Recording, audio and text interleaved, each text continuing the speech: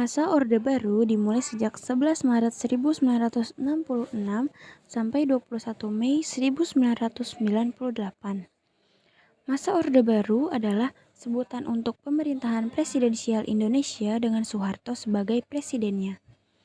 Presiden Soekarno sudah tidak lagi menjadi presiden Indonesia sejak tahun 1966 yang menandakan berakhirnya masa Orde Lama dan digantikan oleh kekuatan baru yang dikenal dengan sebutan Orde Baru di bawah pimpinan Presiden Soeharto. Para menteri pada masa Orde Baru berbentuk 7 kabinet dengan nama Kabinet Pembangunan 1 sampai Pembangunan 7. Namun dalam pelaksanaannya terjadi penyimpangan-penyimpangan fatal bagi bangsa Indonesia, seperti pembatasan hak-hak politik rakyat, pemusatan kekuasaan, korupsi, kolusi, dan nepotisme dalam badan pemerintahan.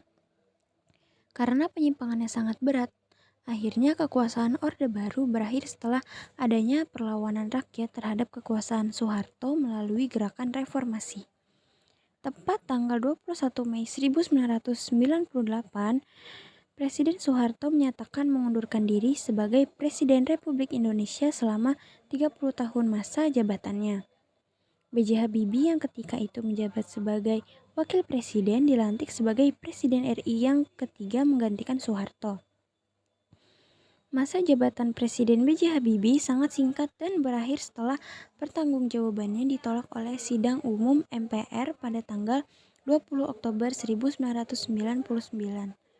Pada masa Orde Baru terjadi integrasi bekas jajahan Portugis di Pulau Timor, yakni menjadi provinsi ke-27 Indonesia bernama Timor Timur. Masa reformasi terjadi banyak perubahan atau amandemen atas Undang-Undang Dasar 1945 menjadi konstitusi yang bersifat konstitusional. Amandemen ini diharapkan dapat membentuk sistem pemerintahan yang lebih baik dan stabil daripada masa-masa sebelumnya. Amandemen UUD 1945 telah dilakukan oleh MPR sebanyak 4 kali, yakni pada tahun 1999, tahun 2000, tahun 2001, dan tahun 2002. Pemerintahan konstitusional memiliki ciri bahwa konstitusi negara berisi adanya pembatasan kekuasaan, pemerintahan maupun eksekutif, dan adanya jaminan atas hak asasi manusia dan hak-hak warga negara lainnya. Setelah Soeharto mengundurkan diri sebagai Presiden Indonesia dan mulai memasuki masa reformasi, muncul kebijakan yang berhubungan dengan kebebasan berpolitik, seperti adanya kemerdekaan pers, kemerdekaan membentuk partai politik, terselenggaranya pemilu yang demokratis, dan otonomi daerah pada tahun 1999. Dilakukannya amandemen atau perubahan pada UUD NRI tahun 1945 pada masa reformasi ini termasuk mengenai penyelenggaraan negara. Salah satu tujuan utamanya adalah agar kekuasaan presiden tidak disalahgunakan sehingga tercapai kondisi kenegaraan yang lebih stabil.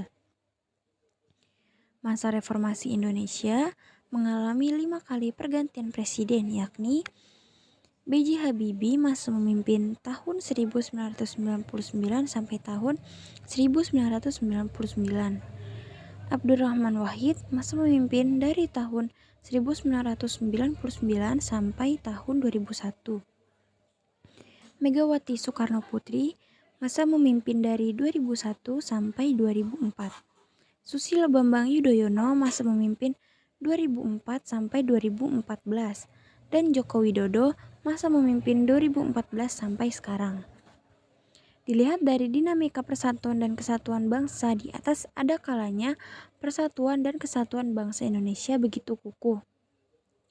Tetapi ada pula masa ketika dinamika persatuan dan kesatuan bangsa mendapat ujian ketika dihadapkan oleh berbagai macam gerakan pemberontakan yang ingin memisahkan diri dari NKRI. Segala bentuk teror yang bisa berdampak munculnya perpecahan di kalangan masyarakat Indonesia sudah banyak terjadi dalam sejarah Indonesia hingga saat ini. Namun, sebagai generasi bangsa, kita patut bersyukur ancaman atau gangguan tersebut tidak membuat NKRI menjadi lemah. tetapi semakin kukuh perkembangan hingga sekarang.